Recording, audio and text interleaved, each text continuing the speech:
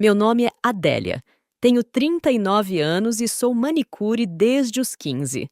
Nasci na zona norte de Natal, no Rio Grande do Norte, num quarto tão apertado que mal cabia o ventilador. Cresci vendo minha mãe chorar na cama por ter sido deixada com 5 filhos e um aluguel atrasado. Acho que foi ali, entre os soluços dela e o barulho das goteiras no teto de zinco, que aprendi que ninguém viria me salvar. Mamãe se chamava Dulcineia, uma mulher que tinha mãos ásperas de tanto esfregar roupa para fora e um olhar doce que guardava sonhos nunca realizados. Papai, seu Otávio, era motorista de ônibus quando o conheci. Lembro apenas de flashes. Um bigode grosso, o cheiro de diesel nas roupas, uma risada que fazia a casa tremer. Até o dia em que ele simplesmente não voltou. Uma sexta-feira, mamãe esperou com o jantar pronto, um pirão de peixe que era o favorito dele. No sábado, ainda acreditava que tinha havido algum problema. No domingo, quando as lágrimas começaram, nós, crianças, entendemos que aquela ausência tinha vindo para ficar. Adélia, a mais velha, tem que ser forte. Mamãe dizia entre um soluço e outro, enquanto trançava meu cabelo nas manhãs de domingo, antes de irmos à igreja. Era como se essa frase fosse um mantra, uma missão que ela me entregava junto com a responsabilidade de olhar os irmãos enquanto ela saía para trabalhar. Jairo, 2 anos mais novo que eu, as gêmeas Milena e Marlene, que tinham acabado de completar 7 anos quando papai partiu, e o caçula, Tiago, ainda um bebê de colo que mamãe carregava para todo lado, sem ter com quem deixar. Quando a chuva caía forte, minha mãe colocava bacias espalhadas pelo chão. O som das gotas batendo no alumínio era como uma orquestra desafinada. Nós 5 crianças deitávamos no único colchão da casa, enquanto ela dormia em um papelão forrado com lençol. Dizia que era para proteger nossas costas, que a gente ainda estava crescendo. Hoje eu sei que ela tentava proteger muito mais que isso. Tentava proteger nossos sonhos. Na escola, eu era a menina de uniforme remendado e caderno de segunda mão. Meus colegas riam dos meus sapatos desgastados, do meu cabelo cortado em casa, das minhas unhas sempre sujas de terra do quintal onde brincava. Foi ali que decidi. Um dia, minhas unhas seriam perfeitas. Um dia, eu cuidaria das unhas de outras pessoas e ninguém mais riria de mim. Comecei fazendo as unhas das vizinhas aos 13 anos. Cobrava quase nada, apenas o suficiente para comprar mais esmaltes e algodão. Aos 15, larguei a escola para trabalhar num salão do bairro. Minha mãe chorou quando contei, mas não me impediu. Ela sabia que precisávamos do dinheiro. O dono do salão, Sr. Everaldo, era um homem magro de bigode fino que me ensinou os primeiros truques da profissão. Menina, unha é como gente, ele dizia passando a lixa com precisão. Cada uma tem seu jeito, seu formato. Não adianta querer que todas sejam iguais. Aprendi rápido. Tinha mãos habilidosas e olhos atentos. Logo estava ganhando minha própria clientela. Às vezes, quando o movimento estava fraco, observava as mulheres ricas que entravam no salão. Elas tinham bolsas de marcas que eu nem sabia pronunciar, celulares caros, carros esperando na porta. Falavam de viagens, restaurantes, coisas que para mim existiam apenas em novelas. Aos 20 anos, eu já sustentava a casa. Trabalhava no salão durante o dia e atendia em casa à noite. Enquanto minhas amigas iam para festas, eu lixava, cortava, esmaltava. Juntava cada centavo como quem junta diamantes. Comprei uma poltrona velha para atender as clientes com mais conforto. Depois, uma lixadeira elétrica. Um ventilador novo para os dias quentes. Uma mesinha de apoio para os esmaltes. Conquistei cada coisa com meu próprio suor. Ou melhor, com meu próprio esforço, porque nunca tive tempo nem para suar em paz. Nossa casa melhorou aos poucos. Trocamos o teto de zinco por telhas de barro. Compramos um fogão novo quando o antigo quase nos matou com um vazamento de gás. Meus irmãos puderam continuar estudando. O mais velho, Jairo, conseguiu entrar na faculdade estadual para estudar contabilidade. Era nosso orgulho. Foi nesse ritmo acelerado de trabalho que conheci Raimon. Ele levava a irmã, Susana, para fazer as unhas no salão onde eu trabalhava. Enquanto esperava, ficava me observando. Tinha um olhar penetrante, daqueles que parecem ver além da superfície. Vestia-se bem, falava com confiança, sorria como quem sabe exatamente o valor do próprio sorriso. Você tem mãos de artista, ele me disse um dia, enquanto eu terminava de fazer as unhas da irmã dele. Corei. Nunca tinha ouvido algo assim. Na minha cabeça, eu era apenas uma manicure de bairro, uma menina da periferia tentando sobreviver. Mas nos olhos dele, naquele momento, senti que era algo mais. Ele começou a aparecer mais vezes, mesmo sem a irmã. Trazia café para mim, perguntava sobre meu dia, me elogiava de formas que ninguém jamais tinha feito. Eu achava ele bonito, com seu cabelo sempre bem cortado e seus dentes perfeitamente alinhados. Ele achava que eu era ingênua e, infelizmente, estava certo. Raimon me encheu de mimos, promessas e palavras bonitas. Dizia que eu merecia mais, que eu trabalhava demais para ter tão pouco. Falava de futuro como quem já o tinha visto e garantido. Prometeu me ajudar a crescer, a ter meu próprio salão, a ser reconhecida. E ajudou. A cavar minha própria cova. Nos primeiros meses, era tudo um sonho. Ele me levava para restaurantes onde eu nunca tinha entrado antes. Comprou-me um vestido que custava mais que todo o meu guarda-roupa junto. Apresentou-me aos amigos dele como a mulher mais talentosa de Natal. Pela primeira vez na vida, eu me senti especial. Adélia, você não precisa se matar de trabalhar assim, ele dizia, enquanto eu atendia clientes até tarde da noite. Você tem potencial para muito mais. Só precisa de alguém que acredite em você. E eu acreditei nele. Acreditei quando disse que me amava. Acreditei quando pediu minha mão em casamento, apenas 6 meses depois de nos conhecermos.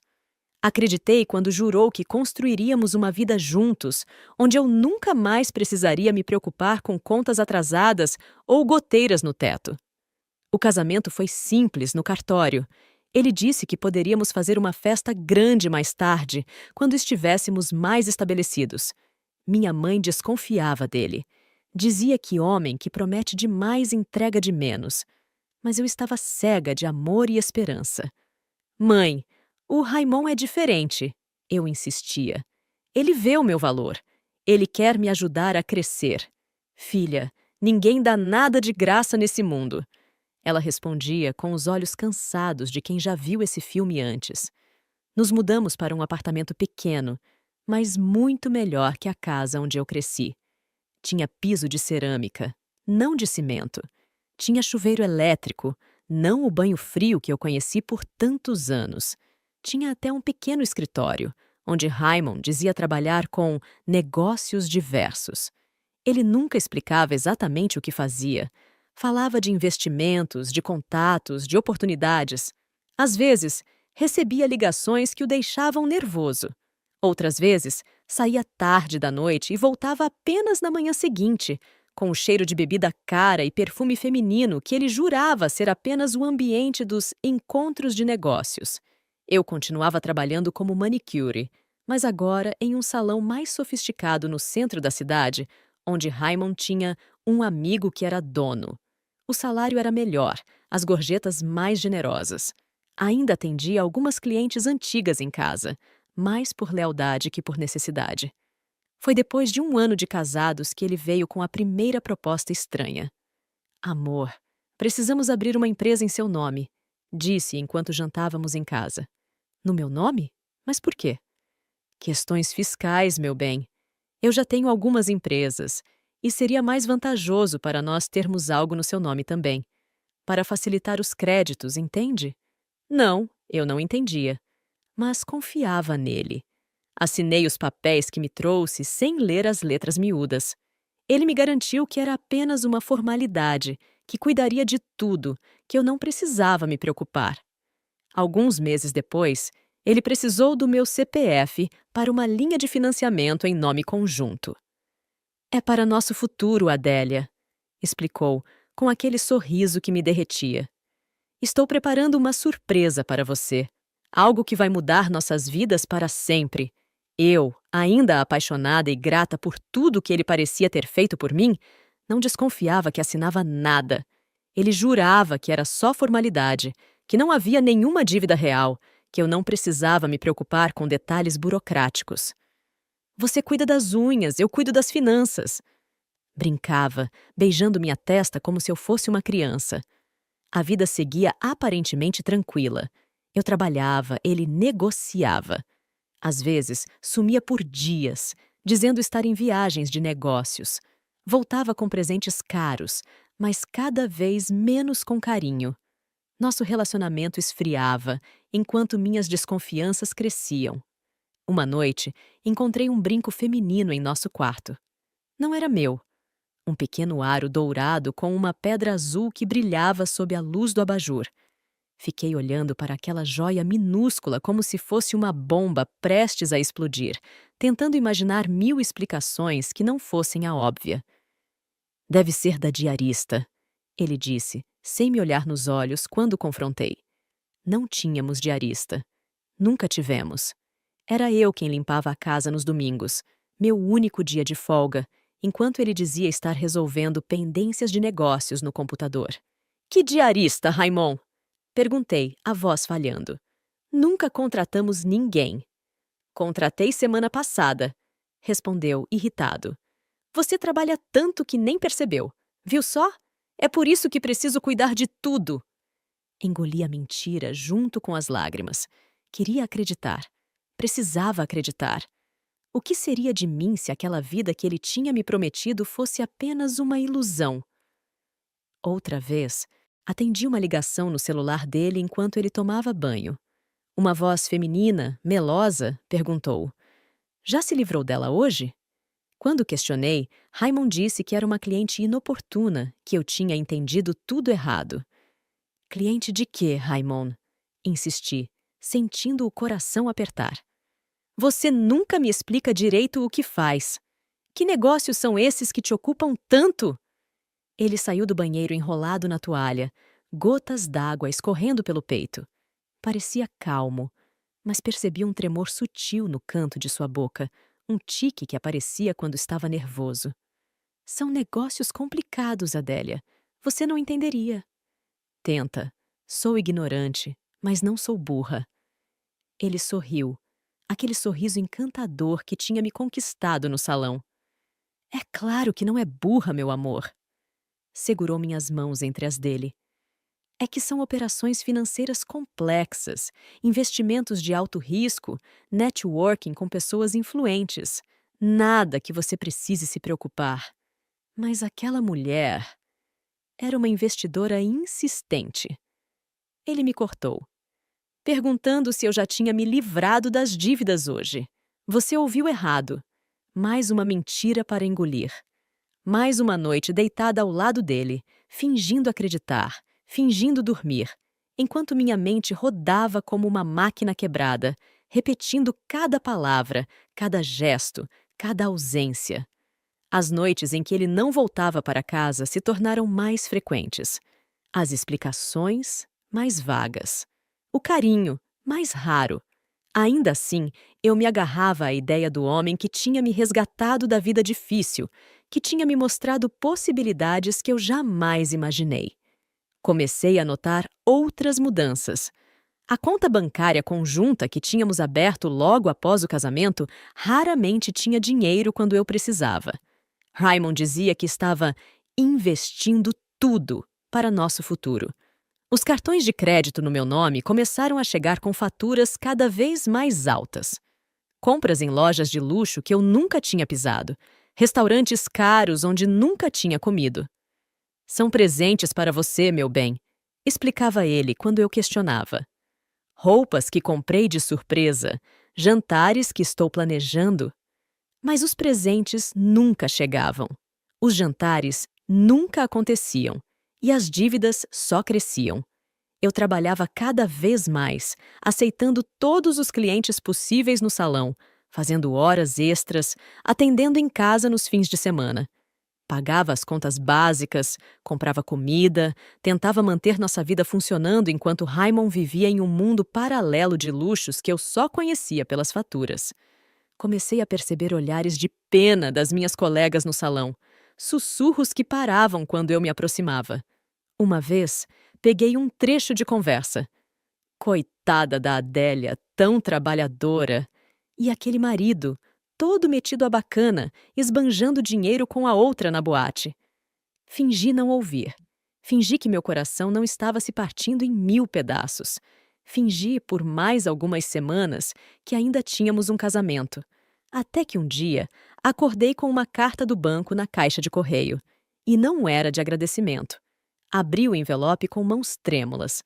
Era uma notificação de atraso em parcelas de um financiamento. Um financiamento de R$ 753 mil, em meu nome, para a compra de um imóvel em um dos bairros mais caros da cidade. R$ 753 mil. Um valor que eu jamais veria junto em toda a minha vida de manicure. Um valor que equivalia a mais de 50 anos do meu salário atual. Um valor astronômico, impossível, absurdo. Deve haver algum engano, murmurei para mim mesma, relendo a carta 1, 2, 3 vezes. Mas não havia engano. Lá estava meu nome completo, meu CPF, minha data de nascimento.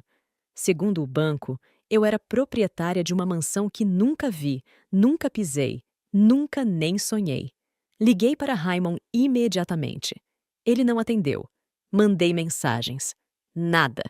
Estava em mais uma de suas viagens de negócios. Ou pelo menos era o que ele queria que eu acreditasse. Passei o dia inteiro em agonia. Fui trabalhar no salão como um zumbi, errando cortes, derrubando esmaltes, perdida em pensamentos sombrios. No final do expediente, em vez de voltar para casa, peguei um táxi e dei ao motorista o endereço que constava na carta do banco. O carro entrou em um condomínio fechado, com guarita e segurança. O motorista olhou para mim pelo retrovisor, provavelmente se perguntando o que uma mulher como eu, com mãos calejadas e roupas simples, fazia em um lugar como aquele. "É aqui mesmo, senhora?" perguntou, parando em frente a um portão imponente. "Sim", respondi com a voz mais firme que consegui. Paguei a corrida e fiquei parada na calçada, observando a casa. Era enorme, com paredes brancas e jardim bem cuidado. Tinha uma piscina lateral que eu podia ver por cima do muro. Uma casa de filme americano, de revista de decoração, de sonho de consumo. E segundo aquela carta, era minha. Minha, com uma dívida monstruosa que eu nunca teria condições de pagar. Reuni toda a coragem que tinha dentro de mim e toquei a campainha. Meu coração batia tão forte que parecia que ia sair pela boca. Minhas mãos suavam, minhas pernas tremiam. Mas eu precisava saber. Precisava entender o que estava acontecendo. A porta abriu lentamente e uma mulher apareceu. Era jovem, talvez uns 25 anos, alta, com o cabelo loiro perfeitamente alisado. Usava um vestido curto, caro, e estava maquiada como se fosse sair numa capa de revista. Olhou para mim de cima a baixo, com uma expressão entre curiosidade e desdém. "Pois não?" perguntou com uma voz fina e arrogante. Eu gaguejei, incapaz de formular uma frase coerente. Foi então que vi, atrás dela, Raymond, meu marido, vestindo apenas uma calça de moletom, com o peito nu, segurando uma taça de vinho. Ele congelou ao me ver, como um animal pego nos faróis de um carro. "Adélia?" disse com a voz trêmula. "O que você está fazendo aqui?" A mulher se virou para ele, depois para mim, e então soltou uma risada alta e debochada. "Então essa é a Adélia?" perguntou, me olhando como se eu fosse algum inseto curioso. "A famosa esposa?" Raymond veio até a porta, puxando a mulher pela cintura, num gesto que era ao mesmo tempo protetor e possessivo. "Eu não acredito", balbuciei, sentindo meu mundo desmoronar à minha frente. "Não acredita?"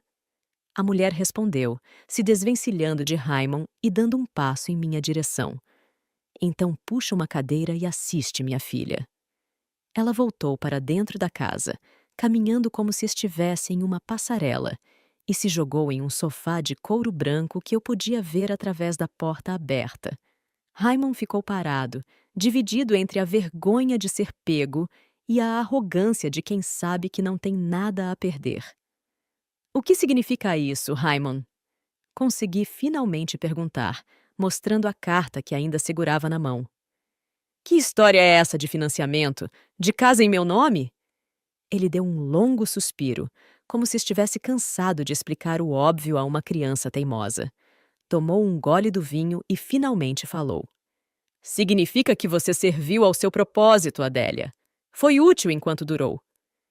Do que você está falando? O seu nome, querida, seu CPF limpo, sua ingenuidade. Tudo isso foi muito útil para conseguir esta casa, para construir minha nova vida, com a Valerie. A mulher, Valerie, acenou do sofá com um sorriso debochado, como se estivesse se divertindo com um programa de televisão particularmente interessante. Mas a dívida está no meu nome, exclamei, sentindo o desespero crescer dentro do peito. São R$ 753.000. Detalhes, detalhes. Raymond deu de ombros. Você se vira, declare falência, sei lá. Não é mais problema meu. Senti as lágrimas escorrendo pelo meu rosto. Não eram lágrimas de tristeza, mas de raiva, de humilhação, de traição. Como você pôde fazer isso comigo? Perguntei, a voz embargada. Depois de tudo que passamos juntos? Raymond deu uma gargalhada amarga. Passamos juntos? Repetiu, fazendo aspas no ar com os dedos. Não passamos nada juntos, Adélia. Você foi apenas um instrumento, um nome limpo no Serasa. Uma tola que acreditou em contos de fadas. Valerie se levantou e veio até a porta, abraçando Raymond por trás, passando as unhas compridas e vermelhas pelo peito dele. Aceita e sai calada, disse ela sem piscar. Seu papel acabou. Raymond se virou, pegou outro copo de uísque que estava em uma mesinha ao lado da porta e disse: Aceita e sai calada. Carrapato de motel não vive em mansão. Agora que tô com uma mulher de verdade, quero paz. Carrapato de motel. Foi assim que ele me chamou. Eu, que tinha cuidado da minha família desde os 15 anos. Eu, que tinha trabalhado honestamente cada dia da minha vida. Eu, que tinha confiado nele, amado ele, acreditado nele. Antes que eu pudesse responder, Valerie empurrou Raymond para o lado, pegou uma mala que estava atrás da porta e a jogou aos meus pés. Suas coisas, disse com um sorriso venenoso. O que sobrou delas, pelo menos? O resto já doei para o lixo. Olhei para a mala pequena, surrada, contendo provavelmente apenas alguns trapos que eles julgaram não valer a pena manter. Mas onde vou morar? Perguntei, mais para mim mesma do que para eles.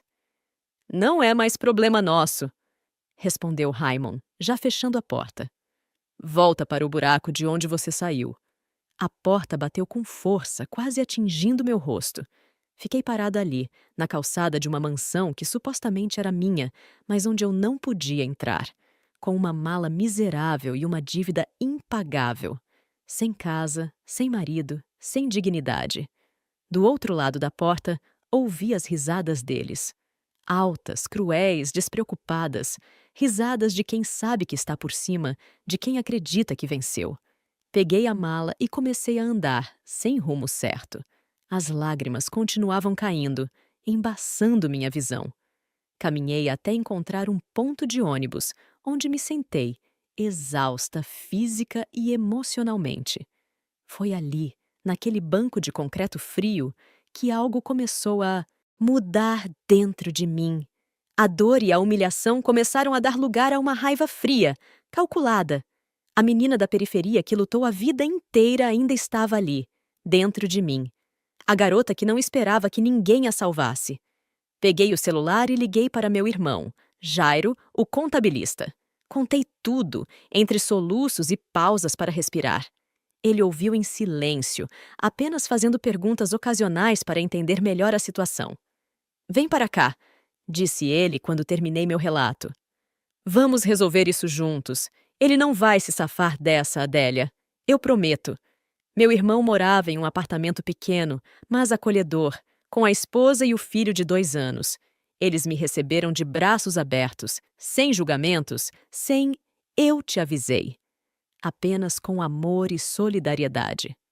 Naquela mesma noite, Jairo chamou um amigo advogado para conversar comigo.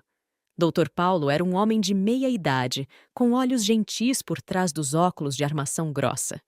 Ouviu minha história com atenção profissional, fazendo anotações em um bloco.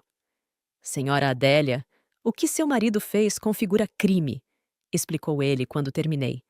Falsidade ideológica, estelionato, talvez até lavagem de dinheiro, dependendo de onde veio o valor inicial para a compra da casa. Mas eu assinei os papéis. Confessei, envergonhada. Ele disse que era para abrir uma empresa, para facilitar créditos. A senhora assinou algum contrato de financiamento imobiliário? Perguntou o Dr. Paulo. Não, nunca! Nem sabia da existência dessa casa até receber a carta do banco hoje. Então houve fraude.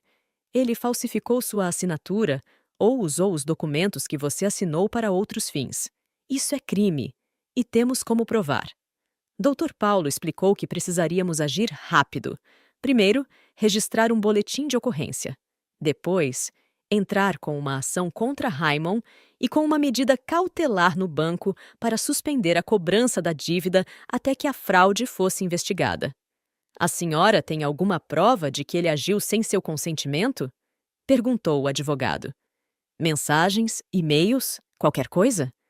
Pensei por um momento e lembrei que Raymond era descuidado com o celular. Várias vezes, tinha deixado o aparelho desbloqueado quando ia tomar banho. Em algumas ocasiões, movida por ciúmes e desconfiança, eu tinha olhado suas mensagens. Acho que posso conseguir provas, respondi, com um plano já se formando na minha mente. Na manhã seguinte, voltei ao nosso antigo apartamento. Sabia que Raymond estaria na mansão com Valerie, comemorando sua suposta vitória. Usei minha chave, que ele não tinha se preocupado em pedir de volta, e entrei. O lugar estava uma bagunça. Roupas jogadas, garrafas vazias, pratos sujos. Claramente, ele tinha estado ali recentemente, provavelmente pegando as últimas coisas para levar para a mansão. Comecei a procurar qualquer coisa que pudesse me ajudar. Documentos, contratos, algo que provasse a fraude. No escritório, encontrei uma gaveta trancada. Forcei-a com uma chave de fenda e dentro havia uma pasta com papéis. Entre eles, cópias do contrato de financiamento com minha assinatura visivelmente falsificada. Para qualquer pessoa que me conhecesse, era óbvio que aquela não era minha letra. Também encontrei anotações sobre senhas, incluindo a do e-mail e do celular dele. Raymond sempre foi péssimo com senhas, usando variações do próprio nome e data de nascimento, típico de quem se acha esperto demais para ser pego. Tirei fotos de tudo com meu celular e coloquei os documentos de volta, fechando a gaveta como pude. Não queria que ele soubesse que eu tinha estado ali. Ainda não. De volta ao apartamento de Jairo, mostrei as descobertas para ele e para Dr. Paulo. O advogado examinou as fotos com interesse crescente.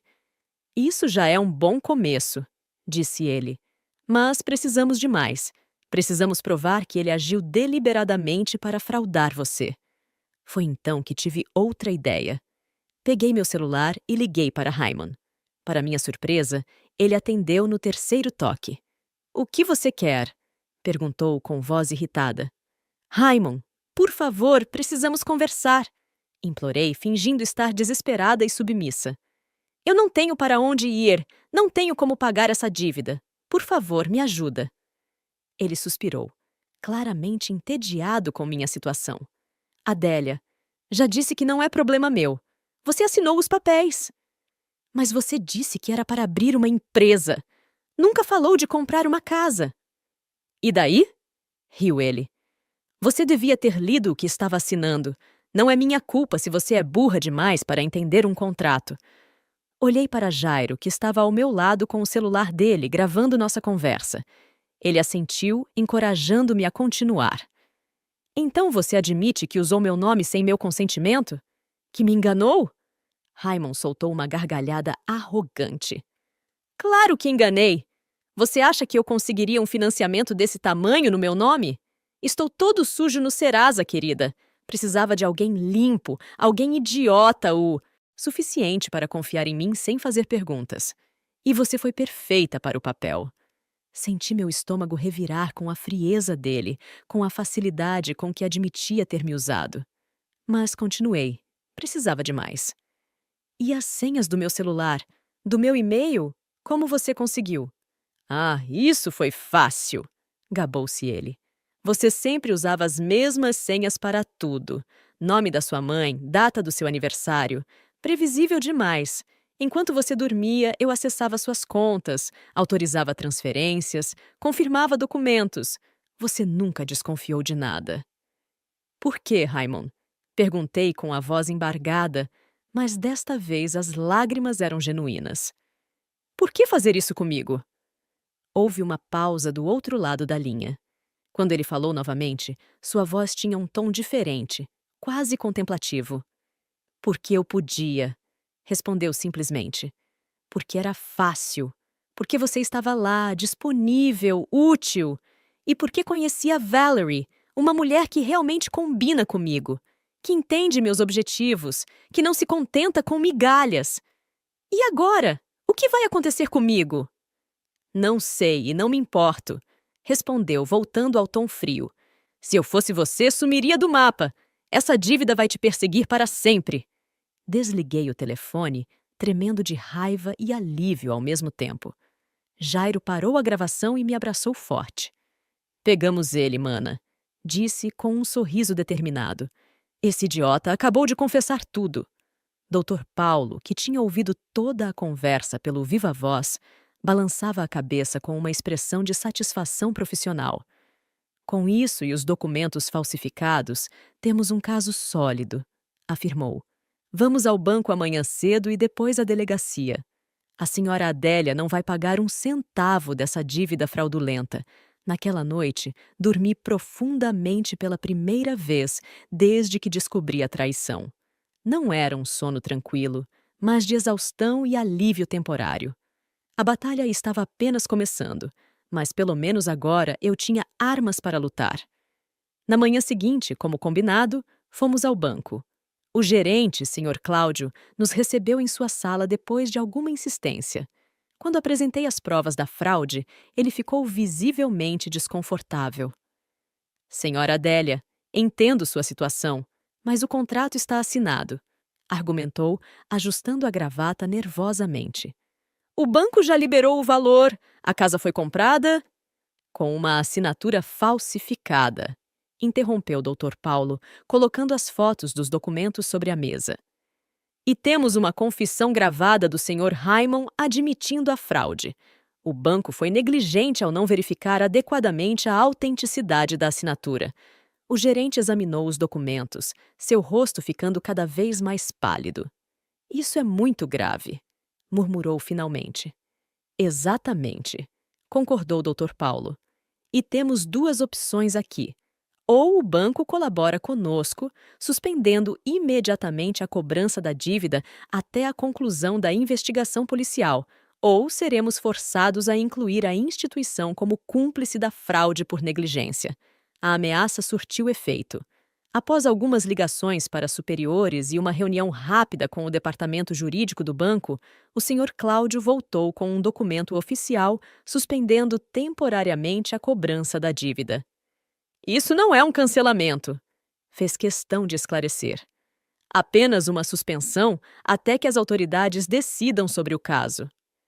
É tudo o que precisamos por enquanto, respondeu o Dr. Paulo satisfeito. Nossa próxima parada foi a delegacia. Registramos um boletim de ocorrência detalhado, anexando todas as provas que tínhamos reunido. O delegado, Dr. Marcelo, ouviu nossa história com interesse crescente. Isso acontece mais do que as pessoas imaginam, comentou ele, depois de ouvir meu relato. Estelionato conjugal é um crime que tem aumentado muito nos últimos anos. Apresentei a gravação da conversa com Raymond, os documentos falsificados, as evidências de que ele tinha acessado minhas contas sem autorização. O delegado tomou notas e garantiu que o caso seria investigado com prioridade. Considerando as provas que a senhora trouxe, vamos solicitar imediatamente um mandado de busca e apreensão, além de uma ordem de reintegração de posse, explicou. Afinal, tecnicamente, a casa está no seu nome, mesmo que obtida de forma fraudulenta. Voltamos para o apartamento de Jairo, exaustos, mas esperançosos. Tinha sido um dia intenso, cheio de burocracia e explicações repetidas, mas tínhamos dado os primeiros passos para resolver aquela situação absurda. Naquela noite, enquanto jantávamos uma sopa simples que a esposa de Jairo tinha preparado, recebi uma ligação do delegado Marcelo. Senhora Adélia, tenho boas notícias. O juiz concedeu o mandado e a ordem de reintegração. Amanhã, às 7 da manhã, estaremos no endereço da mansão com oficiais de justiça e apoio policial. Tão rápido assim? Perguntei, surpresa com a eficiência incomum do sistema. Seu caso é bastante claro e as provas são contundentes, explicou ele. Além disso, há suspeitas de que seu marido está envolvido em outros esquemas ilícitos que já estávamos investigando. Essa foi a oportunidade que precisávamos. Agradeci e desliguei, um misto de nervosismo e antecipação crescendo dentro de mim. Amanhã, Raymond e Valerie teriam uma surpresa desagradável. Dormi pouco naquela noite, acordando várias vezes com o coração acelerado. Às 5 da manhã, desisti de tentar voltar a dormir e me levantei.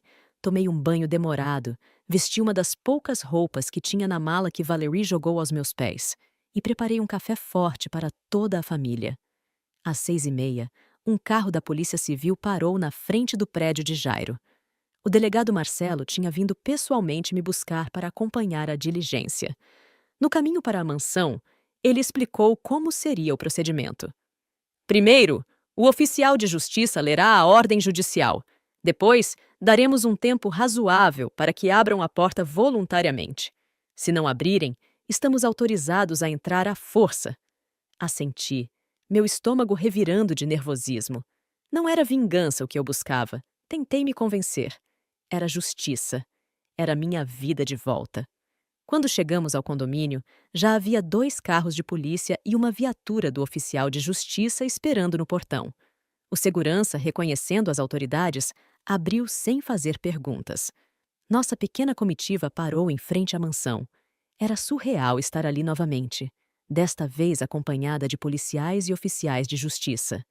A casa parecia ainda mais imponente à luz da manhã, com o sol refletindo nas janelas de vidro e iluminando as paredes brancas. O oficial de justiça, um homem baixo e calvo de expressão severa, aproximou-se da porta e tocou a campainha várias vezes. Nada. Tocou novamente, desta vez mantendo o dedo no botão por mais tempo. Depois de alguns minutos de insistência, bateu na porta com força.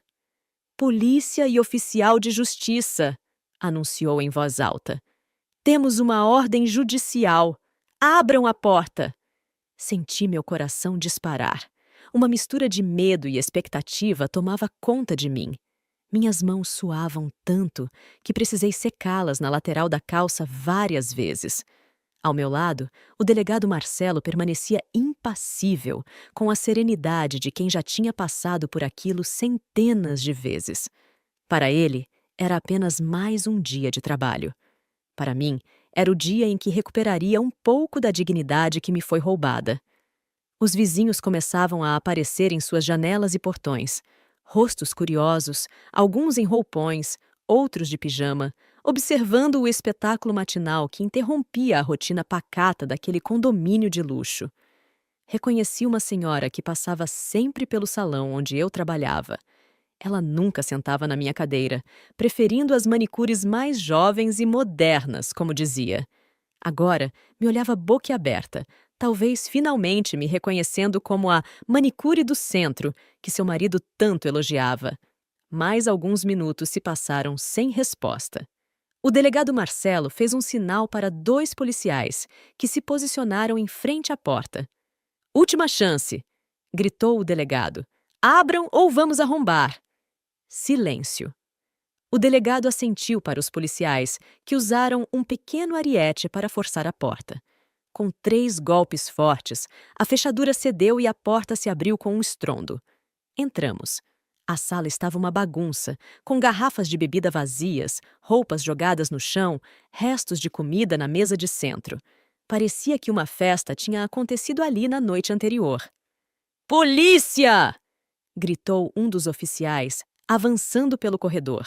Foi então que ouvimos um barulho vindo do andar de cima. Passos apressados, uma porta batendo, vozes alteradas. O delegado e 2 policiais subiram rapidamente as escadas, enquanto eu ficava na sala com o oficial de justiça e outro policial. Não demorou muito para que a comoção começasse. Raymond desceu as escadas praticamente arrastado pelos policiais, vestindo apenas uma cueca boxer e uma camiseta amassada. Seu rosto era uma mistura de raiva, medo e humilhação. "O que significa isso?" gritava ele, tentando se soltar. "Vocês não podem invadir minha casa assim!" "Sua casa?" O oficial de justiça perguntou, consultando os documentos. "Segundo os registros, este imóvel está no nome da senhora Adélia. E temos uma ordem judicial de reintegração de posse, além de um mandado de prisão preventiva para o senhor por estelionato e falsidade ideológica." Raymond me viu parada na sala e seus olhos se arregalaram de surpresa. Depois se estreitaram de ódio. "Você!" cuspiu as palavras. "O que você fez?" "Apenas o que você me ensinou, Raymond", respondi calmamente. "Usei os recursos que tinha disponíveis." Logo depois, Valerie desceu as escadas, escoltada por outro policial. Diferente da mulher confiante e debochada que tinha me humilhado dias antes, ela parecia pequena e assustada, enrolada em um roupão de seda sem maquiagem, com o cabelo desgrenhado. "É pegadinha, né?" gritava ela, olhando ao redor freneticamente. "Me diz que é pegadinha!" "Não, senhora", respondeu o delegado sério. "É uma operação policial oficial. Raymond foi algemado e informado de seus direitos. Valerie não foi presa, mas foi informada de que precisaria depor como testemunha na delegacia. Ela olhava para Raymond com uma expressão de descrença e traição, como se só agora percebesse o tipo de homem com quem estava se envolvendo. "Você disse que estava tudo certo!" acusou ela, enquanto os policiais reviravam a casa em busca de mais evidências. "Disse que ela nunca descobriria." Raymond não respondeu, apenas baixou a cabeça. Todo o charme, toda a arrogância, todo o poder que ele parecia ter tinham desaparecido. Agora era apenas um homem de meia-idade, de cueca, algemado na sala de uma casa que obteve por fraude. O barulho tinha atraído a atenção dos vizinhos. Pelas janelas abertas, podia ver várias pessoas paradas na rua, observando a cena com curiosidade mórbida. Alguns tinham celulares nas mãos, provavelmente filmando o espetáculo. Entre eles, reconheci um homem de meia-idade vestindo uma camisa social e segurando uma Bíblia. "Aquele é o pastor Jeremias", comentou um dos policiais seguindo meu olhar. "Ele mora na casa da frente. Parece que até ele está filmando."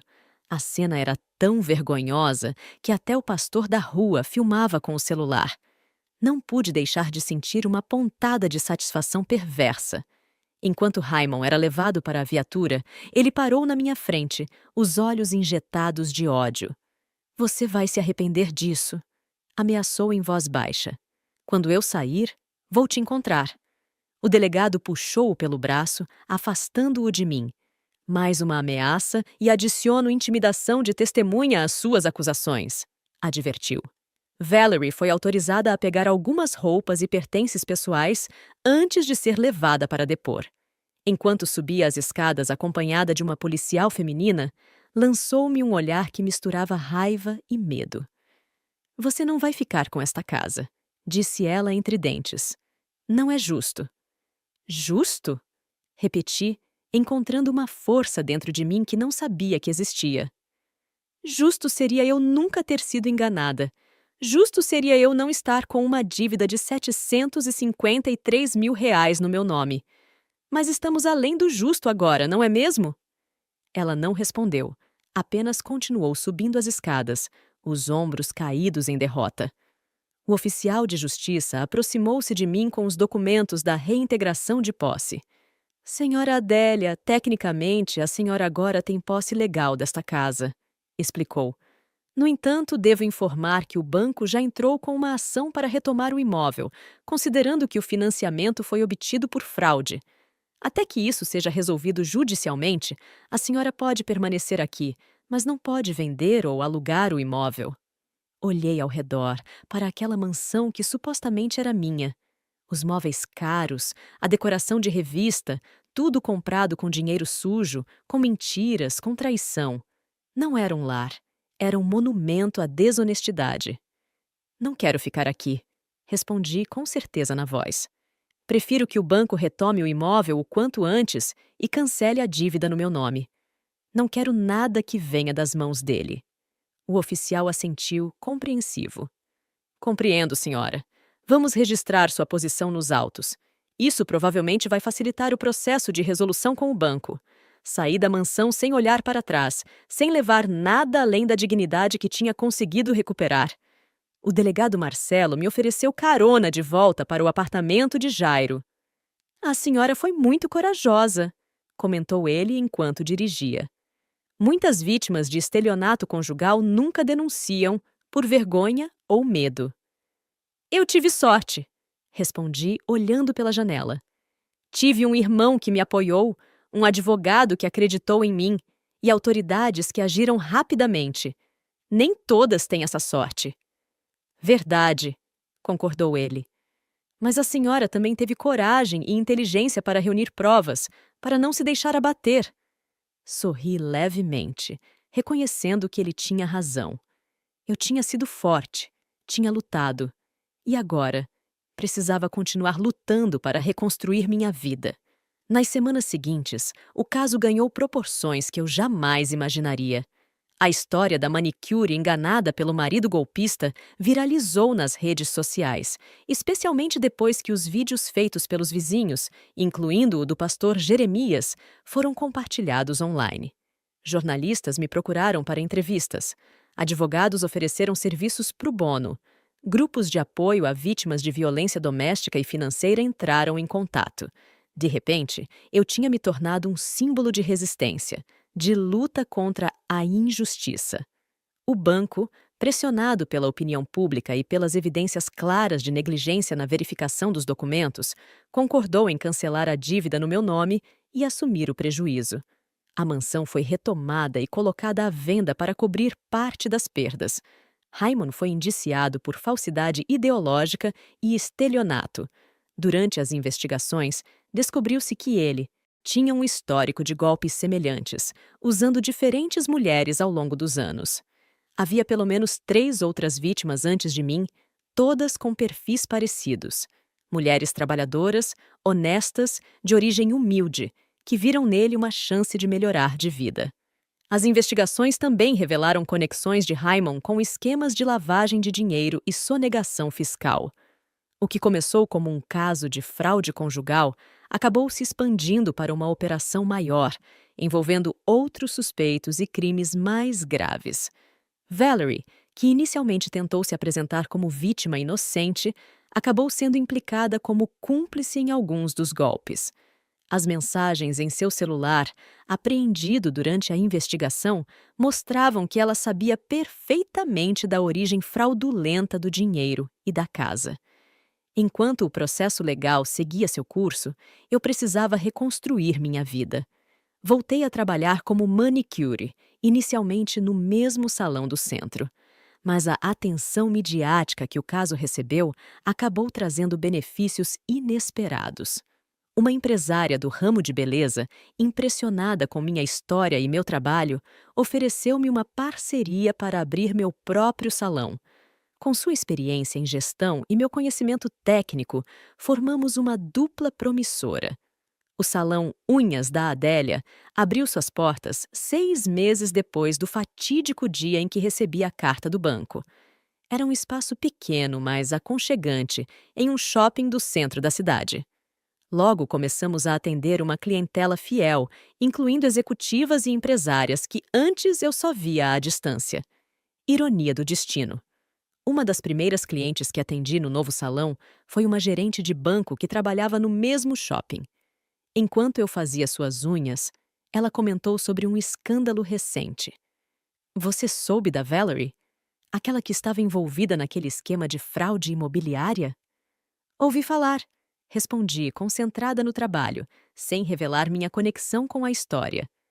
Ela está trabalhando como atendente aqui no shopping, na loja de departamentos do primeiro andar, contou a cliente com aquele tom de quem adora um bom fofoca.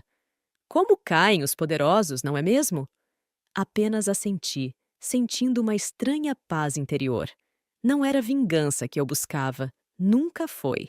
Era justiça. E, de alguma forma, a vida tinha se encarregado de distribuí-la.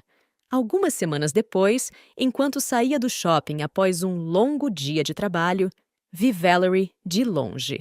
Ela usava o uniforme da loja, arrumava uma vitrine com roupas em promoção. Nossos olhares se cruzaram brevemente. Ela desviou os olhos, fingindo não me reconhecer. Eu segui meu caminho, sem raiva, sem ressentimento. Hoje, 2 anos depois daquele dia em que recebi a carta do banco, minha vida está completamente transformada. O salão prosperou, abri uma filial, contratei outras manicures que, como eu, vieram de origens humildes e buscam uma chance de crescer. Faço questão de conhecer a história de cada funcionária que contrato. Todas têm algo em comum comigo. A força de quem já enfrentou dificuldades, a resiliência de quem não teve nada de mão beijada. Tenho especial carinho por Janaína, uma jovem de 22 anos que conheci quando ela vendia doces no semáforo para sustentar o filho pequeno. Ofereci um emprego como auxiliar, paguei um curso de manicure e hoje ela é uma das profissionais mais requisitadas do salão principal. Dona Adélia, a senhora mudou minha vida. Ela me disse certa vez, com os olhos marejados. Não, Janaína, eu só dei a oportunidade. Você mudou sua própria vida com seu trabalho. É o que sempre digo a todas elas. Não quero ser vista como salvadora. Não quero repetir o padrão que vivi com Raymond, onde alguém se coloca como superior, como benfeitor, apenas para depois cobrar um preço alto demais por sua suposta generosidade. Prefiro ser vista como parceira, como alguém que acredita no potencial delas porque já esteve no mesmo lugar. Minha mãe não precisa mais morar em uma casa com goteiras. Comprei um apartamento pequeno, mas confortável, no mesmo bairro onde crescemos. Ela relutou em aceitar, dizendo que era demais, que não precisava. Insisti até que concordou. Não é um presente, mãe, expliquei. É o pagamento por todos aqueles anos em que a senhora dormiu no chão para que a gente tivesse o colchão, por todas as noites em que ficou acordada quando estávamos doentes, por todo o sacrifício. Ela chorou, mas dessa vez eram lágrimas diferentes daquelas que presenciei durante toda a minha infância. Eram lágrimas de alívio, de reconhecimento, de um ciclo que finalmente se fechava com alguma justiça. Quanto a Raymond, foi condenado a 8 anos de prisão por múltiplos crimes. No julgamento, descobri que seu nome verdadeiro era Ramiro Alves da Costa. Raymond era apenas um dos muitos nomes que usava em seus golpes.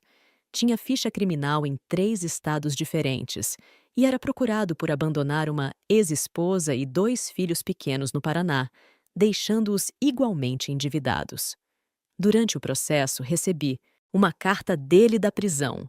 Por dias, deixei o envelope fechado sobre a mesa de cabeceira, incapaz de reunir coragem para abri-lo. Quando finalmente o fiz, encontrei páginas e páginas de desculpas vazias, promessas de mudança, declarações de um suposto amor que nunca existiu. No final, um pedido para que eu o visitasse, para que lhe desse uma chance de explicar.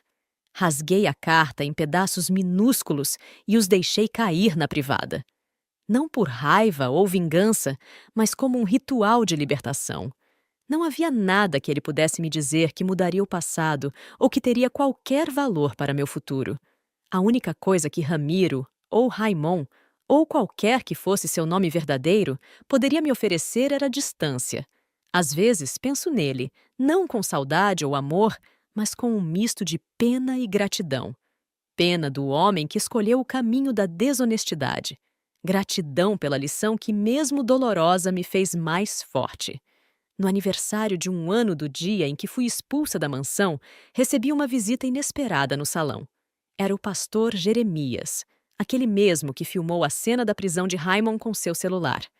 "Senhora Adélia?" perguntou ele, parado timidamente na porta. "Poderia ter uma palavra?" Recebi-o com educação, oferecendo um café enquanto terminava de atender uma cliente. "Vim pedir perdão", disse ele quando finalmente pudemos conversar. "Por ter filmado aquele momento tão difícil para a senhora. Foi insensível da minha parte." Sorri, genuinamente tocada por seu arrependimento. "Não há o que perdoar, pastor. Aquele vídeo ajudou mais mulheres do que o senhor imagina." Depois que viralizou, muitas vítimas de golpes semelhantes encontraram coragem para denunciar. Era verdade. O caso tinha inspirado uma rede de apoio para mulheres vítimas de golpes financeiros em relacionamentos, além de pressionar bancos e instituições a melhorarem seus sistemas de verificação de assinaturas e autenticações. O pastor saiu do salão com um peso a menos nos ombros, e eu continuei meu dia de trabalho com a sensação reconfortante de que até mesmo os momentos mais vergonhosos da nossa vida podem servir a um propósito maior. Ainda escuto ocasionalmente alguém me chamando de "a mulher da mansão", referência à história que viralizou. Não me incomodo mais. Aquela mansão nunca foi minha, assim como o amor de Raimon nunca foi verdadeiro. O que tenho agora, meu trabalho, minha família, minha dignidade recuperada, isso sim é meu, conquistado com esforço próprio, sem atalhos, sem mentiras. O caso também trouxe mudanças no sistema bancário local. Fui convidada a participar de uma comissão especial no Banco Central Regional para discutir melhorias nos protocolos de verificação de assinaturas e autenticação de documentos. Sentei-me à mesa com economistas, advogados e diretores de grandes instituições financeiras. Eu, a manicure da periferia que mal tinha terminado o ensino médio. "A senhora tem uma perspectiva única e valiosa", disse-me a coordenadora do projeto, doutora Helena, uma mulher de 60 anos com olhar severo mas justo. "Precisamos ouvir quem esteve do outro lado da fraude." Durante 6 meses, participei de reuniões quinzenais onde contava e recontava minha história, analisando cada falha do sistema que permitiu que Raimon cometesse a fraude. Identifiquei pontos vulneráveis nos processos, sugeri melhorias baseadas no meu próprio caso. Foi um trabalho exaustivo, mas gratificante. "Sua contribuição resultou em mudanças concretas", afirmou doutora Helena no encerramento do projeto. "Implementamos novos protocolos de verificação biométrica e cruzamento de dados que já reduziram em 30% os casos de fraude conjugal no último trimestre." Saí daquela última reunião com um misto de orgulho e paz. Minha dor tinha servido para proteger outras mulheres. O sistema que falhou comigo estava sendo corrigido, pelo menos em parte, graças à minha voz. No ano passado, recebi um convite inesperado para dar uma palestra na Faculdade de Direito da Universidade Federal. O tema: Vulnerabilidade Jurídica Feminina em Relacionamentos Abusivos. Tremi só de pensar em falar para uma plateia de estudantes e professores, gente estudada com diplomas nas paredes. "Não sei se consigo, Jairo", confessei ao meu irmão, mostrando o e-mail do convite. "O que uma manicure tem para ensinar a futuros advogados?" "Experiência real", respondeu ele sem hesitar. "Eles têm a teoria nos livros. Você tem a vida. E isso, mana, não se aprende em faculdade nenhuma." Aceitei o convite. Preparei-me por semanas. Ensaiei minha fala no espelho até decorar cada palavra.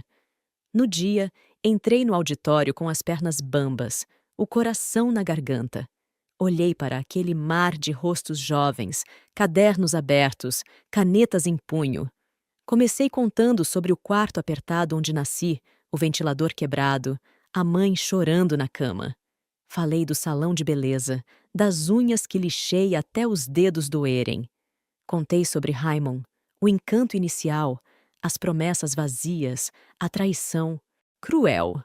Relatei o choque da carta do banco, a humilhação à porta da mansão, a luta para provar a fraude. Quando terminei, não havia um único olho seco no auditório. A professora que havia me convidado, doutora Carmen, veio até o palco com os olhos marejados.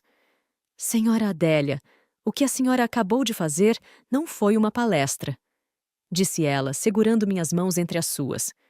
Foi uma aula sobre dignidade humana que esses estudantes jamais esquecerão. Depois daquela primeira palestra, vieram outras, em faculdades, em empresas, em centros comunitários. Minha história virou tema de trabalho de conclusão de curso, de artigos acadêmicos, até de um documentário produzido por estudantes de jornalismo. E se alguém me perguntar se valeu a pena passar por tudo isso, respondo o que disse naquele dia ao delegado quando saímos da mansão. Podem me chamar de carrapato, de bicha feia, de o que quiserem. Mas quem mamou sem ver de quem era o sangue foi eles. Porque no final, não importa o que Raymond ou Valerie pensaram de mim. Não importa os nomes que me chamaram ou como tentaram me diminuir.